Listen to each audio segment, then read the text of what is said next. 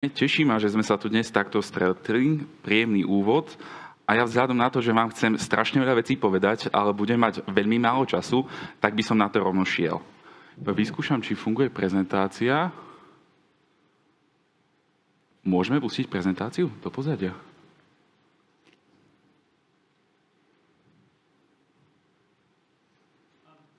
Super, tak mali by sme to vidieť.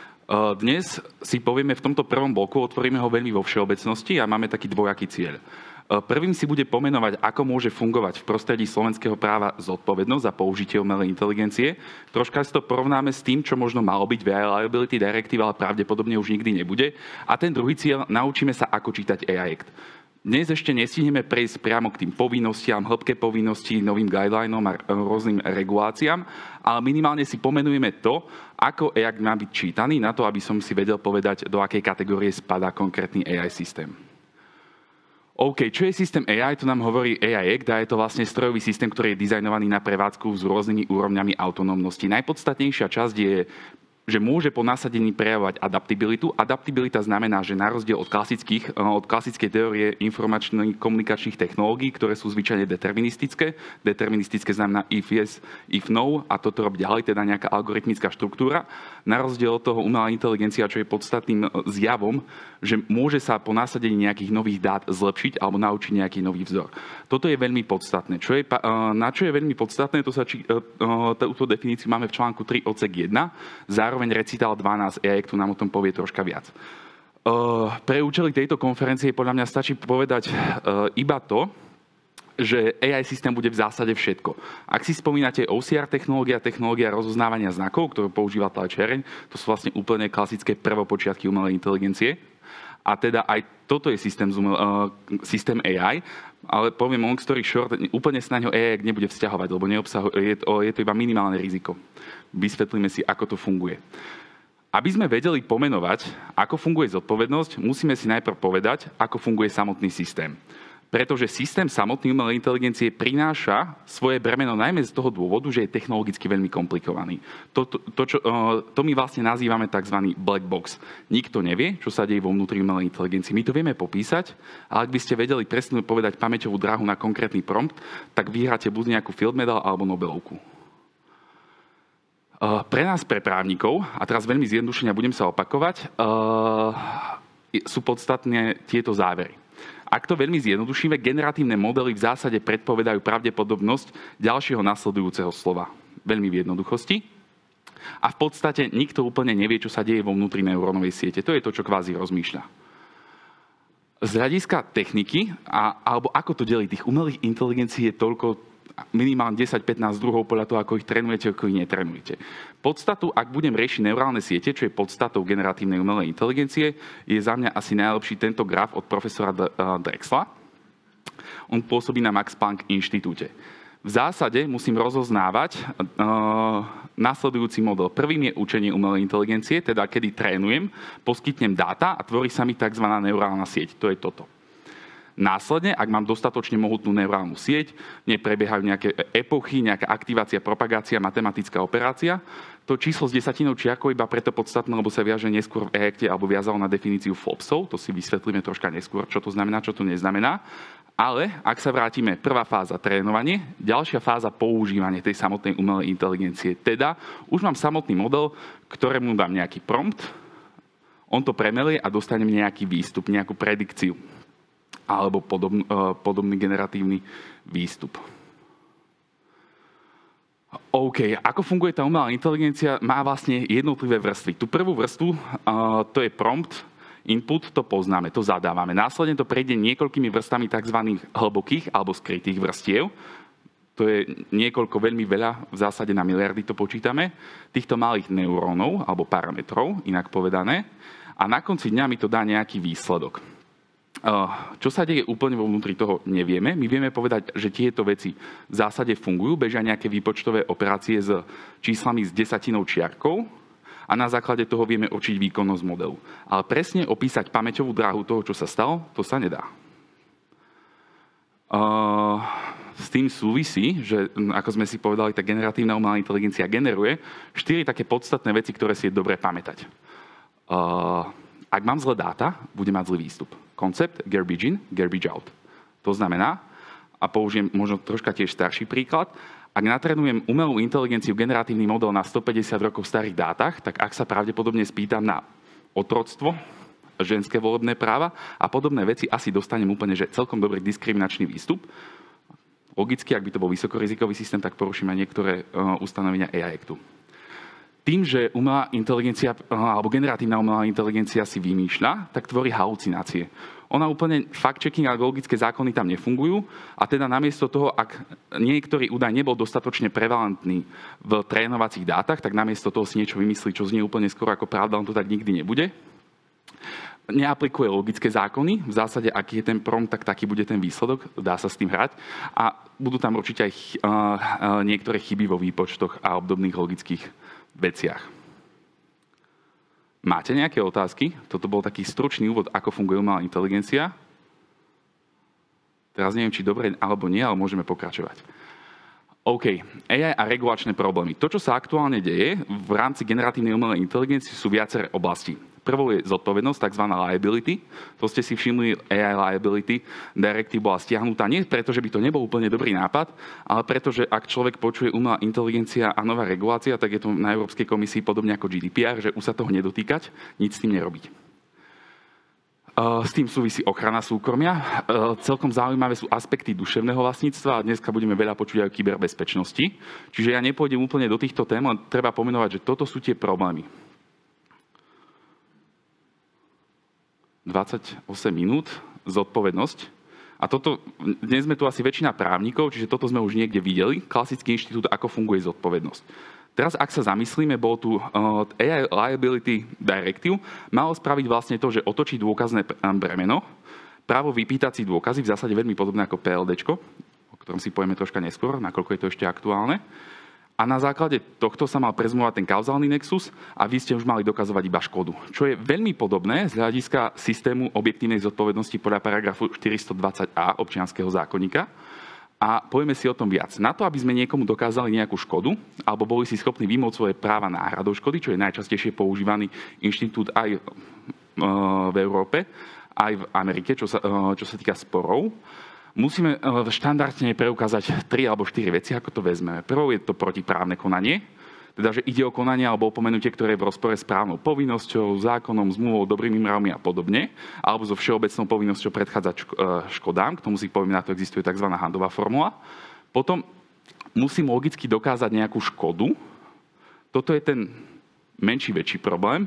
Následne medzi škodou a tou protiprávnou povinnosťou príčinu súvislosť a na konci dňa niekde v občianskom zákonníku riešime aj zavinenie prezumované nedbanlivostné, úmyselné musím dokazovať, ale máme aj tzv. Subjektívnu objektívnu zodpovednosť. Pri objektívnej zodpovednosti preukazujem iba samotnú škodnú udalosť. Na zavinenie sa neprihľada. V prípade subjektívnej zodpovednosti sa môže subjekt vyviniť, ak preukáže, že škode nemohol zabrániť. V prípade objektívnej sú nejaké možnosti liberácie. OK, toľko k teórii. A teraz, ako to budem aplikovať na tú umelú inteligenciu? A ak to porovnám s tým európskym právnym rámcom, bolo to horšie, je to lepšie a teraz asi môžeme možno troška aj diskutovať. AI sama o sebe nemá právnu subjektivitu, čiže táto teória je out aj v prípade všetkých, či môže byť autor, nemôže byť autor, a tým sa netreba moc ani zamýšľať, pokiaľ niekto nezmení zákon. A za jej konanie zodpovedá fyzická alebo právnická osoba, ktorá jej aj vytvorila, nasadila, spravuje, používa. No a teraz mám problém pomenovať teda subjekt, ktorý porušil právnu povinnosť a akú. Mám nejaký dodávateľský reťazec a bez toho, aby som nemal nejaký procesný predpis, ktorý mi upraví povinnosti, tak to mohli byť všetci, nikto, alebo štandardne každý sa bude na každého vyhovárať. Ak AI spôsobí chybu pri algoritmickom rozhodovaní, na konci dňa kto porušil právnu povinnosť? Ten, čo ju natrénoval, ten, čo sa niečo spýtal, ten, čo možno troška klamal v životopise. Sú to otvorené otázky, ktoré sú v zásade veľmi problematické. Škodu ako z celkovej zodpovednosti je veľmi efektívne dokázať, lebo tá v zásade existuje. Čo je problém? V prípade protiprávneho konania nejak sme zvyknutí, že keď sused kradne vodu, tak to, že niekto ho videl kradnúť vodu, na to občiansky zákonník fungovať bude. V zásade tento koncept starý niekoľko tisíc rokov je OK. Pri protiprávnom konaní v AI mám obrovský problém. Ja musím vždy ako žalobcu nesiem dôkazné bremeno, ktoré sa týka preukázania porušenia právnej povinnosti. Ak sa zamyslíme nad tým, ako funguje umelá inteligencia a je tam nejaký black box problém, ako preukážem, že niekto trénoval na dátach, ktoré sú autorskoprávne chránené, niekto nedodržal nejaké postupy? Odpoveď je veľmi zaujímavá. V Amerike napríklad niektoré autorskoprávne litigácia končí štýlom. V roku 2020 som sledoval Twitter. Spravil som si screenshot, kde developer, ktorý vyvíjal verziu ChatGPT 3 alebo 2 alebo niečo historické, povedal, že dnes natrénovali toto ChatGPT na datasete menom Open Book Data 3. A ja viem z nejakých zdrojov, z nejakého iného líku, že Open Book Data 3 dataset obsahuje moju knihu a ja som na ňu nedal súhlas, preto mi vy, ChatGPT, vy ste vlastne porušili svoju povinnosť, lebo nemáte zalicencovanú moju knihu na trénovanie modelu. Hej, akože po dvoch pravdepodobnosť úspešnosti žaloby dramaticky klesá. A to je problém, s ktorým sa tá umelá inteligencia borí. Lebo v zásade, ak mám už natrénovaný model a nemám povinnosť mať údaje, na ktorých som ho trénoval, nemám povinnosť ich ani zverejniť, tak asi ako užívateľ ja ťažko poviem, že on natrénoval na mojich údajoch. V živote to nedokážem. Tá príčina súvislosť je taktiež problém, lebo úplne nikto netuší. Tie dáta sa ukladajú, neukladajú sa, tie parametre predstavujú vlastne nejaké spôsoby autorskoprávne kópie. Inak s tým súvisia aj dlho debata, či trénovanie umelej inteligencie na autorskoprávnych údajoch je vôbec zásahom, spôsobilým zásahom do autorského práva. On sa tu dlho o tom debatoval a na konci dňa prišla tzv. Text and Data Mining výnimka, ktorá teda výnimka potvrdzuje pravidlo. Ak zaviedli výnimku, tak pravdepodobne zasahuje. OK, čiže to sme si povedali. Máme zatiaľ protiprávne konanie, najťažšie dokázať škodu. Tu nejako preukázať možno viem. Inak ako preukazujem škodu, je veľmi krásny prípad z Nemecka. Ja vám o tom musím takto medzirečou povedať, lebo úplne nemecká obdoba Sozy Gema zverejnila licenciu na trénovanie dát pre umelú inteligenciu. Tipnite si počet užívateľov. Nikto? Ani skromný počet? 0. Poviete si na čo? Pýtali 33% zisku, to nechcel licencovať asi nikto. A potom v procese podávania žaloby sa rozhodli, že a štandardná autorská odmena, lebo iné AI licencie neexistujú, je vlastne 33% z tvojho zisku, čiže to od teba chcem. Celkom šikovný. Čiže škoda sa dá dokázať, porušenie povinnosti je horšie. K tomu zavineniu. My, ak sa zamyslíme, ako funguje to zavinenie, tak viem ho založiť na subjektívnej zodpovednosti, ale musím preukazovať a uniesť dôkazné bremeno v troch veciach. Jednak teda porušenie právnej povinnosti, kauzálny nexus a škoda, zavinenie sa prezumuje, alebo slovenský občiansky zákonník ponúka krásnu možnosť menom objektívnu zodpovednosť. Tá objektívna zodpovednosť je veľmi prísna, keďže dokazujem iba samotnú škodnú udalosť, nemusím už riešiť ani protiprávnu povinnosť, to je v zásade paragraf 420a OZ a niektoré ďalšie, povieme si na ďalšom slajde. A v takomto prípade stačí, že dokážem, že škoda vznikla. Ak sa zamyslím, ako mala fungovať AI Liability Directive, že mal som dokazovať nejakú protiprávnu povinnosť, ak nie, tak on mi bol povinný poskytnúť dôkaz, ak mi neposkytol dôkaz, tak sa predpokladalo, že on porušil tú povinnosť, predpokladal sa kauzálny nexus, prehadzoval sa dôkazné bremeno. Tá objektívna zodpovednosť z môjho porovnania je ešte horšia ako samotný, pre toho, čo prevádzkuje umelú inteligenciu, v zásade ešte horší režim. A teraz, keď sa zamyslíme, ako môžeme jednotlivé situácie, ako sme zvyknutí tu AI využívať, ako by sme ich mohli kategorizovať, alebo ako vymáhať tú škodu. Teda, ak používame AI ako nástroj pre zamestnanca, ide o zodpovednosť právnickej osoby za osoby použité na činnosť. Zamestnanec používa AI, ak to ja nemám upravené v nejakom internom predpise, tak na konci dňa je to kvázi jeho výstup. Hoci sa dá polemizovať. Najzaujímavejším podľa mňa je, ak používam AI, ak vyplýva z mojej prevádzkovej činnosti. Hej, prevádzková činnosť v 90-kách, keď to tam pridávali, ono sa myslel hlavne environmentálna záťaž, aby bola v režime objektívnej, lebo ťažko sa preukazoval, kto kedy ako vyhadzoval odpad. Ale keď sa zamyslíme z pohľadu roku 2025, prevádzková činnosť obchodnej spoločnosti môže zahrňať aj prevádzkovanie umelej inteligencie. Uvidíme, čo nám povedia nejaké rozsudky, ešte zatiaľ ich veľa nie je, ak jeden u nás. A tým pádom, ak by napríklad nejaká obchodná spoločnosť používala AI v rámci svojej obchodnej činnosti, môže sa to používať za prevádzkovanie a v prípade, že by došlo k porušeniu povinnosti, tak najkrajším spôsobom, ako vlastne vymôcť tú svoju náhradu škody, by bolo vlastne cez režim objektívnej zodpovednosti, kde stačí, že ja mám nejakú škodu od neho, lebo a už nebudem riešiť ani protiprávne porušenie, ani ten kauzálny nexus, čo je úplne krásne. Potom autonómne vozidlá, to je 427, tam je tiež trocha objektívne, ale tam sa to bude miešať, tam je na to ešte samostatný zákon, čo sme prevzali z Estónska. Napríklad AI spôsobila škodu na zdraví. Máme teraz veľa AI aplikácií, ktoré vlastne pomáhajú lekárom s interpretovaním dát. Taktiež 421a, použitie veci pri plnení záväzkov, poskytovanie zdravotnej starostlivosti je nejaký záväzok však a opäť sme v nejakom ďalšom režime. Chybná AI z výroby, to bude troška problém, lebo tam by som musel ísť všeobecne cez subjektívnu a dokazovať konkrétne, komu sa čo stalo, ako. A ak by som mal možno nejaký nelegálny alebo neetický výstup, diskriminácia, zle prevalentné dáta, tak ak aj by neexistoval AI Act, tak aj bez toho by sme možno sa vedeli k tomu dopracovať cez dobrým právom. Toto vnímajte čisto iba ako úvahu. Nie všetko musí na konci dňa fungovať, podstatné vedieť, že existuje objektívna prevádzková činnosť a je to veľmi pekné. Ak by sme tu nemali AI Act, inak matematika, ja viem, že to nemáme radi, ale ono je to niekedy fajn. V prípade mám tzv. Všeobecnú preventívnu povinnosť. Keď neviem čo, tak to je akože posledná cesta toho dokazovania. Ale ako budem dokazovať, že nemám písanú niekde nejakú povinnosť, že ten AI developer mal nejako postupovať. Vznikla nejaká škoda a ako by som ho teda chcel stíhať? No tak skončím v 415 občianskeho zákonníka, ktorý mi hovorí vlastne, alebo pojednáva o tom, že každý máme povinnosť zabrániť hroziacej škode. Veľmi vágne, ono sa to veľmi pekne ilustruje na tzv. Handovej formuli. Ona hlavne vznikla so zodpovednosťou internetových providerov a podobne, ale dá sa veľmi pekne podľa mňa aplikovať aj na tento prípad, v prípade umelej inteligencie. Čiže máme, Handová formula hovorí, že zodpovednosť vzniká, že teda subjekt konať mal, ale nekonal, teda konal omisívne. Zodpovednosť vzniká, ak náklady na prevenciu, B, sú nižšie ako očakávaná újma. A očakávaná újma, a toto možno je známy parameter z kyberbezpečnosti, je pravdepodobnosť škody krát veľkosť škody. Ak sú tieto náklady na prevenciu nižšie, tak v danom prípade by ten subjekt mal konať.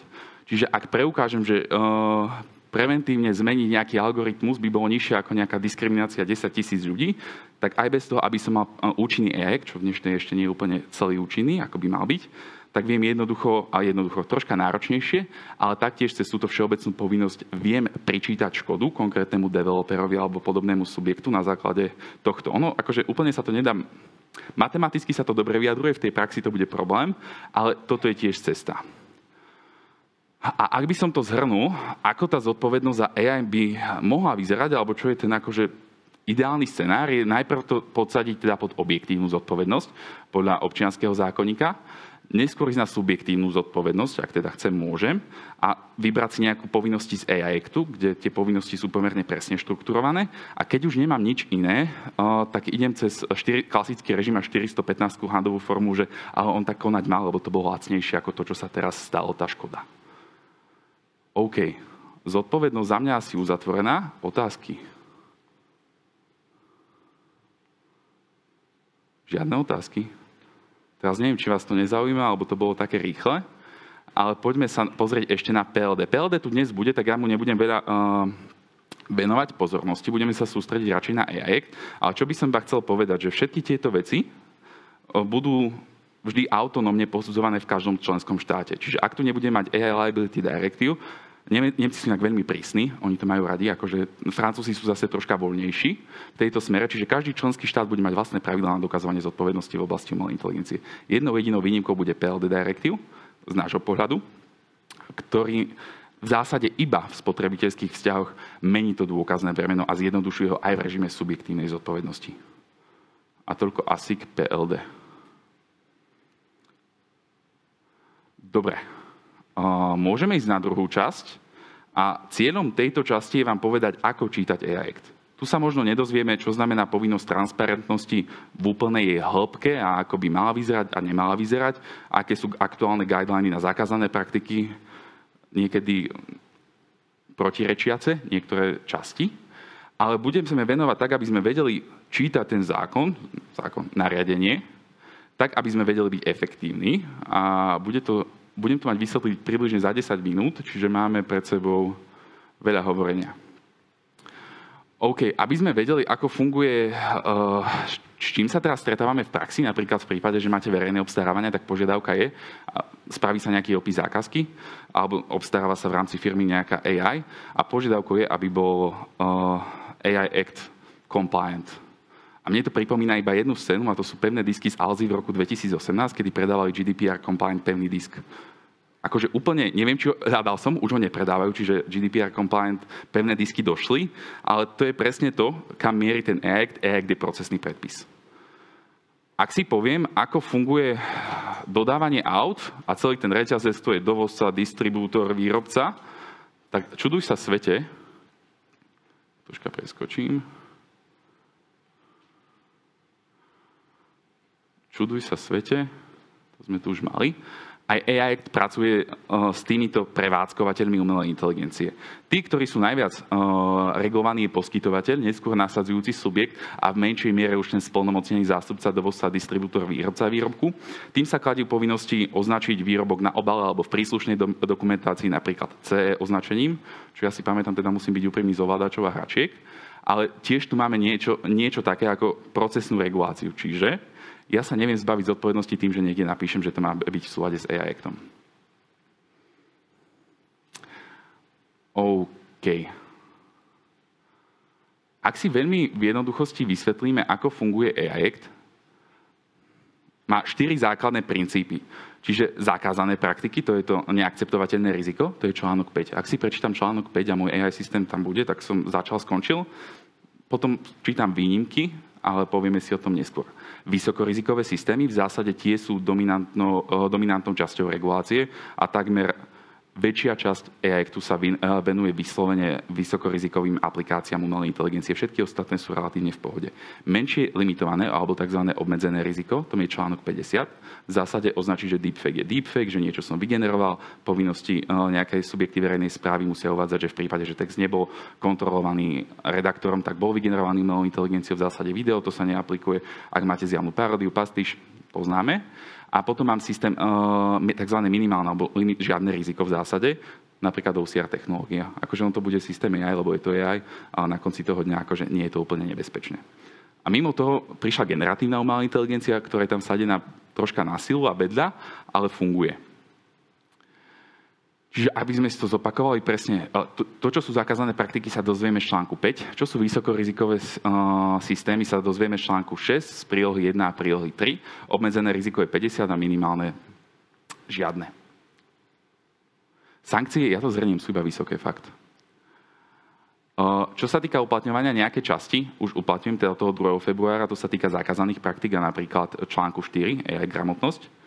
Inak AI gramotnosť neznamená, že musíte mať opečiatkovaný certifikát. Skôr ide o to, aby sme chápali, ako funguje umelá inteligencia. Inak najlepší príklad, on je to vodičák na AI, že chápem, ako sa má šoferovať, čo s tým mám robiť. Viem, čo nemám porušovať, že úplne nemám tu robiť social scoring na kamarátov a kolegov v práci. A plus minus toto. Nejaké vybrané oddiely od 2. augusta 25 a ďalšie, čo sa týka článok 6 odsek 1, 36 mesiacov, najmä na vysokorizikové systémy, uvidíte, to budú bezpečnosť hračiek, výťahy a podobné veci, bezpečnostné komponenty od roku 27. Máte nejaké otázky? Dúfal som v dialog, tak to teda bude monológ. AI Act. Toto je sada otázok, na ktoré musím zodpovedať, ak chcem kategorizovať systém. Prvá vec, ktorú sa musím spýtať, je to AI. AI má nejakú definíciu v článku 3 odsek 1, čiže ak je to systém, ktorý môže prejaviť adaptabilitu, tak v danom prípade áno, idem ďalej. Kto som? Filozofická otázka. Určím si subjekt. Čo robím, čo nerobím. Aplikácia AI Actu, tuto by som odpovedal áno, pokiaľ neriešim situáciu nemecká vojenská loď v medzinárodných vodách v krajine, ktorá neuznáva dohodu o moriach USA napríklad, 70 námorných míl. Vtedy sa oplatí riešiť, či AI Act aplikujeme alebo nie, ale štandardne áno. Výnimka by sa nenašla, úplne skvelé pre defense sektor a ľudí, ktorí pracujú s národnou bezpečnosťou, prípadne vo výskume. Potom si treba povedať, či mám nejaký všeobecný model. Ten má zase samostatné a ďalšie extra povinnosti. Pozor, zo samostatného modelu na základe účelu, z ChatGPT a nejakého agenta viem rýchlo spraviť vysokorizikový systém. Ak mám tieto základných 5 otázok zodpovedaných, tak sa viem spýtať v článku 5, že teda viem, že sa aplikuje, už sa mu ani neviem vyhnúť, mám AI systém a viem, kto som. Či to je zakázaná praktika. Ďalej v článku 6, či je to vysokorizikový systém. Alebo či to je podľa článku 50 nejaký systém s obmedzeným rizikom. Systém AI, povedali sme si, tam je podstatná tá adaptabilita. Kto som? Môže byť poskytovateľ, nasadzujúci subjekt, tzv. Deployer, splnomocnený zástupca, dovozca, distribútor, výrobca výrobku. V praxi vás budú zaujímať poskytovateľ a nasadzujúci subjekt. Pozor, poskytovateľ je aj ten, kto si nechá vyrobiť AI systém na mieru, čiže tam môže spadnúť relatívne veľa vecí. A prevádzkovateľom je každý z nich. Poskytovateľ je každá osoba, ktorú si viete len predstaviť, ktorá vyvíja systém AI alebo model AI na všeobecné účely, alebo ktoré si dáva vyvinúť systém AI alebo model AI na všeobecné účely a uvádza ho na trh. Nasadzujúci subjekt je fyzická alebo opäť každá osoba, ktorá systém používa. Pozor, už sa nepoužíva user, lebo nie je to úplne správny výraz presne preto, lebo nie je to ten koncový používateľ. Nasadzujúci subjektom zvyčajne nebude koncový používateľ umelej inteligencii zamestnanec. Štandardne napríklad zamestnávateľ bude deployer nasadzujúcim subjektom, ktorý nesie so sebou všetky tieto povinnosti, o ktorých dneska si ich tak skrátke naznačíme. A potom mám splnomocnený zástupca v prípade, ak je niekto DeepSeek mimo kontroly Európskej únie, tak by mal ustanoviť vlastne splnomocneného zástupcu. Dovozca je niekto, kto to dováža, distribútor distributuje a prevádzkovateľ, to sú vlastne všetci. Ak si zodpoviem tieto pekné otázky, potom mám článok 25. A článok 25 mi povie, že, a to sa teraz nejak veľa deje, lebo väčšinu AI projektov, ktoré vidím, tak sú v zásade akože ChatGPT API a nejaký kratší skript na konci, ktorý sa tvári ako úplná prevratná technológia. Ak to spravím, tak v zásade z toho, že som sa tváril, však ja tam AI poriadne nemám, ja tým napojím na ChatGPT API, no ale tým, že som tam dal vlastný branding, spravil som podstatné úpravy, rozumieme, zmenil nejaký účel, metriku, výkon, nejako ho upravil, nastavil ten model, alebo účelovo modifikoval, že idem robiť teraz social scoring z ChatGPT cez moju vlastnú značku. Na konci toho dňa nie som nasadzujúci subjekt, som poskytovateľ. Ak som poskytovateľ, na základe tohto článku 25, že si hovorím, že áno, to som ja, že poďte kupovať moju umelú inteligenciu, tak zjedím všetky povinnosti poskytovateľa. Pôvodný poskytovateľ avšak zmluvne môže zakázať ďalšie takéto zneužitie. A tým pádom, ak to náhodou spravím, tak môžem byť v porušení zmluvných podmienok alebo porušenie AI Act, lebo ja si potom nemám ako zohnať tento systém. Ak to pôvodný poskytovateľ nezakáže, tak po preklasifikovaní sa už nepovažuje za poskytovateľa systému AI, ale musí mi dať všetky papiere na to, aby ja som vedel všetky metriky, ako funguje daný systém. Čiže toto je iba taký pozor, že ak si určím, že sa cítim ako nasadzujúci subjekt, aby som sa nestal poskytovateľom tým, že použijem ChatGPT a vlastný trademark. Rozsah pôsobnosti EU, to stačí, všetko. A nejaká výnimka. Toto je úplne veľmi podstatné ustanovenie, pretože napríklad niektoré v prípade výskumu vývoja a podobných vecí je AI troška, povedzme, že ťažkopádny alebo vyžaduje veľmi veľa procesných povinností aj boli splnení. Čiže ak sa viem dostať do národnej bezpečnosti, obrany, výroba munície, kontrola vecí sú mimo verejná správa v tretích krajinách, výskumné vývojové činnosti, predkomerčný výskum, testovanie, vývoj. Inak obľúbená skratka, že poviete si, že mám aplikáciu, úplne možno robím nejaké zdravotnícke veci, a tak poviem, že to je výskum, nie? Však OK, však a takto si nastavím celú tú dokumentáciu zmluvy. Na konci dňa neplatí, pretože na niektoré činnosti nemôžete vykonávať výskum v reálnych podmienkach. Čiže nám odpada taká obľúbená výnimka, ako sa dostať z pôsobnosti AI Actu. Potom nejaké open source AI, zodpovednosť sprostredkovateľov, čo by nás zaujímalo. Treba vedieť, že v článku 55 a 53 až 56 AI Actu sú ďalšie povinnosti, ktoré sa týkajú poskytovateľov modelov AI na všeobecné účely. Rozumieme všetky generatívne modely, v zásade tam padnú, že to bude ChatGPT, Gemini, Claude, Mistral, čokoľvek. Toto troška preskočíme, lebo toto možno nie je až tak podstatné. Máte nejaké otázky? Ja už sa pýtam zo slušnosti, ale ak nie, tak pokračujeme. Čiže povedali sme si, či som AI, kto som, vedie tú moju pozíciu, či sa aplikuje AI, či neviem mať výnimku a či to nie je náhodou všeobecný systém, ten nám úplne nesedí do klasifikácie. OK, najpodstatnejšia časť, to je článok 5, článok 6. Článok 5, veľmi jednoduchý, on ich pekne vymenuje, je k tomu aj pekná metodika od komisie aktuálne, teda mám nejaké podprahové manipulatívne techniky, využívanie zraniteľnosti social score, predpovedanie trestnej činnosti, pozor, má to výnimky, alebo moja obľúbená diaľková biometrická identifikácia na diaľku, to je to, čo sa aktuálne plánuje na tých slovenských školách, ono sa to nejako dá nastaviť, len úplne nie tak, ako si predstavujú a minimálne nie tak, ako ten systém už reálne na niektorých školách asi beží, pravdepodobne. Čiže nie je to úplne šťastné, tam sa vyžaduje napríklad povolenie sudcu, prítomnosť priamej hrozby, troška, síce je to zakázaná praktika, ale dá sa z toho dostať. Vysokorizikový systém, 3 cesty, a 3 regulácie v zásade, ako určím, či je niečo vysokorizikovým systémom. Mám článok 6 odsek 1, článok 6 odsek 2. Článok 6 odsek 1 má prílohu 1, tá sa delí na oddiel A a oddiel B. Podľa toho, ako zaradím konkrétny systém, tak v zásade taká bude regulácia. V prípade vysokorizikového systému ako bezpečnostný komponent musia byť kumulatívne splnené podmienky A a B, teda je to určené na používanie ako bezpečnostný komponent, alebo samotná AI je bezpečnostným komponentom a zároveň je to výrobok, ktorý je v tej prílohe. 1. Ak som v oddieli A, splnenie štandardných podmienok, ak som oddiel B, tak mám tam výnimku, ktorá je v článku 2, odsek 2. Toto je oddiel A, teda strojové zariadenia, bezpečnosť hračiek, rádiové zariadenia, tlakové zariadenia, lanovkové zariadenia, to všetko tam, ak bude AI, tak musí úplne celé splniť všetky bezpečnostné požiadavky. To bude inak celkom heavy. Oddiel B, tuto budem pracovať s nejakou výnimkou, tam mi hovorí, že, lebo títo tu sú inak veľmi dobre regulovaní aj v tých samotných predpisoch, tak komisia sa rozhodla, že ak oni budú regulovaní v samostatných predpisoch, tak možno troška z toho menej AI Actu na nich bude kladené. A samotný systém vysokorizikový je aj ten, ktorý je uvedený, alebo jeho účel, sa podobá na ten účel z prílohy 3, pozor, komisia ho môže kedykoľvek meniť. A potom mám nejakú výnimku v odseku 3, ktorá mi hovorí, že je to úzka procedurálna úloha a podobne. Čiže zakázané praktiky, vysokorizikový systém ako komponent a vysokorizikový systém ako príloha číslo 3. Na konci dňa je potom už iba transparentnosť pri obmedzenom riziku a teda ak musím informovať, ak interagujem s nejakým systémom AI, otázka môže byť kedy, pred prvým použitím alebo v zásade spolu s ním, tak aby to nebolo pod tým a subjekty musia označiť text generovaný alebo upravený systémom AI, ak je určený na informovanie verejnosti o záležitostiach verejného záujmu.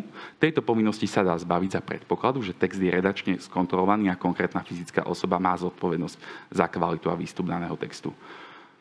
AI vtipné videá a Reelsy sú v pohode, tie nemusia byť označené, ale mal by ich chápať nejak priemerný spotrebiteľ, že je to AI generované, čo podľa mňa pri dnešných AI niekedy úplne neviete v slovenských podmienkach, čo bolo AI generované a čo nie. Čiže odporúčanie je radšej povedzme, že to bolo AI generované ako nie. Čiže to sme si povedali. OK. Čiže ako číta ten AI Act? AI, kto som, či som poskytovateľ nasadzujúci subjekt, pozor, ak dávam vlastný branding, nejako to mením to ChatGPT, robím si vlastných agents, som poskytovateľ, pozor, v term of use to môže byť zakázané, ak to bude zakázané, poruším asi aj zmluvu, aj zákon, nariadenie. Aplikujem AI Act, asi áno, výnimka by sa nenašla, vykladám reštriktívne. Generatívny model, to sa viac týka OpenAI ako vás, ale čo sa vás bude týkať, sú zakázané praktiky, vysokorizikový systém ako bezpečnostný komponent, alebo vysokorizikový systém podľa prílohy 3. A ak náhodou nejaký generujem text, tak si spomenúť, že existuje článok 50. OK, to je za mňa asi všetko. Vďaka za pozornosť.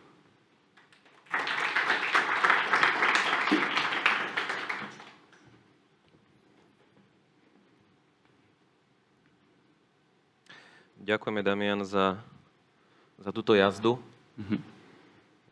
Vidíme, že máš k téme čo povedať. Zrejme ste si všimli, že o tej téme sa dá rozprávať viacej ako 25-30 minút. Čo sa týka tvojho želania na nejaké otázky, my tu máme slajdo na to určené. Takže bola vyslyšaná tvoja požiadavka alebo tvoje prosby. A máme tu nejaké otázky, tak si ich poďme pozrieť. Prvá otázka.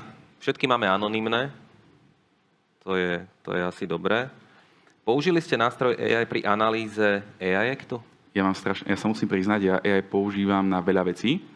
Ono je to niekedy aj môj kamarát na rozprávanie, že ak niekedy si robím nejaký názor, alebo o tomto, že ako to môže byť, tak mu niekedy poviem, že toto je moja, toto sa mi páči, pomenujú slabé silné stránky a potom inak takto sa s ním dá veľmi efektívne pracovať, konverzačne, iterácie, jednotlivé, že ono to nemusí byť pravda, na konci, lebo výroková logika úplne mu nejde. Inak ja som tak raz robil rešerš na jeden SLP case a našiel som, že vyhráme si hovorím, ten case ani neexistoval. Ale treba, keď s ChatGPT pracujem, nevyhľadávam cez ňu informácie, na to je fakt zlý a na slovenské právo je extrémne zlý. Ono vás na začiatku poteší, ale potom zistíte, že to nie je tak. Čiže tam treba robiť fact-checking. Čiže áno, ale treba robiť fact-checking fakt. Je to podstatné. Ďakujem. Ako sa definuje aplikovateľnosť? Ľahká otázka na minútu. Aha, no stačí, že sme v nejakej krajine EÚ, mierime na podstatnej miere na používateľov, ktorí sa nachádzajú v EÚ. Som na území, ktoré sa spravuje právom členského štátu EÚ, rozumieme diplomatické misie a podobné veci. Ak v nejakom kontexte sa dá spomenúť Európska únia, tak pravdepodobne sa aj bude aplikovať. Dobre, dokedy je potrebné pretaviť povinnosť z AI Actu do interných predpisov, ak v rámci organizácie, jedná sa o verejnú správu, používame ChatGPT, Copilot a tak ďalej? To bude zaujímavé, akože vzhľadom na to, že článok 4, gramotnosť, a článok 5, zakázané praktiky už sú ako sú. Síce ešte nás nemá úplne kto pokutovať, ale to neznamená, že sa to v budúcnosti vzhľadom na premlčanie nemôže zmeniť, tak už by to malo byť hotové. Alebo v zásade nejaké prvé verzie by mali existovať tiež nejakým s plánom interného vzdelávania. Pozor, nie každý, kto má pečiatku a od včera tvrdí, že je AI Act odborník, KB odborník, GDPR odborník, nemusí byť odborníkom. Ale už teraz minimálne, ono je to podstatné pre zamestnávateľov, aby nastavili nejaký režim zodpovednosti na tom pracovisku, aby náhodou nejaký dozorný orgán neprišiel. Zamestnanci tu robia, čo chcú a vlastne však ty si za to zodpovedný. Treba to nastaviť tak, že zamestnanci majú internú smernicu, robia to tak, ako majú a tým dokáže, to tak nie je. Ďakujem. Potom tu máme otázku, ktorá sa týka výnimiek, o ktorých si rozprával. A otázka je postavená, môžete bližšie vysvetliť tú výnimku? Výnimky sú viaceré. Možno, že ak si pozrieme, neviem, či môžeme si spustiť ešte prezentáciu vzadu, ak vás môžem poprosiť. OK. Tak nemôžeme. Môžeme aplikovať výnimku logicky. Je to právo, ktoré pochádza z Európskej únie, čiže nie na všetko má vlastne Európska únia právomoc alebo kompetenčnú kompetenciu. Čiže v zásade tie veci, národná bezpečnosť, obrana, sú mimo kompetencie Európskej únie a v živote k ním nemôže prijať nejaké nariadenie. Čiže to všetko je vlastne v zásade v správe toho konkrétneho členského štátu. Plus sú tam nejaký výskum a nejaký open source, ale v zásade, ak nájdem výnimku, že sa mi EACT nebude aplikovať, hoci by sa mal, tak neaplikujem ten EACT. Nemusím riešiť transparentnosť, celú dokumentáciu a obdobné veci. Čiže to znamená tá výnimka, že ak napríklad budem používať AI na výrobu skvelej munície a budem tam mať aj nejak, že budem aj monitorovať tých pracovníkov, lebo však bezpečnostné riziko, neviem čo, tajné operácie a budem jednak aj robiť veci z AI, ktoré Lockheed Martin tvrdia, že sú v pohode. Tušíme, kam mierim. Tak v zásade tam AI sa neaplikuje, tam nemusí mať transparentnosť a hovoriť, ako vyberám cien, na ktorý budem útočiť. To je záležitosťou národnej obrany. Čiže to znamenajú tie výnimky. Dobre, a vyzerá to, že posledná otázka. Čo znamená robiť si agentov? AI agents. OK, veľká téma. Čiže 2022 rok bol, kde sme riešili generatívna umelá inteligencia. Úplne krásne. AI agent znamená, že si spravíte na základe nejakej systémovej alebo kontextovej správy pre tú konkrétnu umelú inteligenciu vlastného AI agenta. Vy si vlastne nastavíte, že ak viete, ako robiť tie prompty, tak si viete nastaviť, ako vám odpovedal, ako má označovať strany, že si má on robiť fact-checking, že ja chcem zdroje z nejakej stránky. A v zásade znamená, že si viem prispôsobiť konkrétny generatívny nástroj na úlohu, ktorú potrebujem. Viem mi to dokonca prehľadávať každý deň ráno noviny a na nejakú tému. Hej, že ja napríklad nie cez ChatGPT, ale ja si platím Perplexity Deep a tam, ak si nastavím, mám taký prompt, že si robím prehľad tej AI regulácií, čo sa deje, čo sa nedeje. A v zásade on prehľadá nejakých 50-60 stránok na internete, ja mu poviem, že časový rámec, ktorý chcem, a to mi proste dá, viem, čo sa deje, hej. A ušetrím si kopec roboty tým, aby som proste skoroval Google, že čo sa teraz stalo, alebo pozeral New York Times. Čiže asi takto. Dobre, Damian, slajdové otázky sme vyčerpali. Ešte predtým, než ťa prepustím, jednu rýchlu, ktorú som si na teba pripravil. Ale prosím ťa, minúta maximálne. 30 sekúnd. Z tej praktickej skúsenosti, ktorú máš s implementáciou AI Actu v rámci organizácií, z tých, ktoré máš navnímané, aké najčastejšie chyby, alebo akú najčastejšiu chybu vnímaš pri implementácii AI Actu u organizácií a čo by si im poradil, ako sa takejto chybe vyhnúť? Zamestnávateľia neprenesú zodpovednosť za zamestnancov, nechajú to žiť voľným životom, ale tým si neuvedomujú, že tým, že to nejako neupravia, tak to celé dôkazné bremeno padá na nich. Čiže vyexportovať tých dokumentov je veľa, alebo čo sme si pomenali, čo je problém, autorské právo, duševko, nemôžem tam dávať proste citlivé veci. K tomu sú tiež veľmi zaujímavé storky, ako jednotlivé oddelenia v rámci istej organizácie dávali údaje, ktoré neboli dôverné na konci dňa, tým, že ich AI spojila, prišla na nejaké chránené skutočnosti. Čiže pripraviť si interné pravidlá, ako ich používam a mať nejaký systém, ako kontrolujem, na čo ich používam. Nie je z toho ChatGPT, viem rýchlo skončiť v zakázanej praktike. Čiže takto. Super. Ďakujem.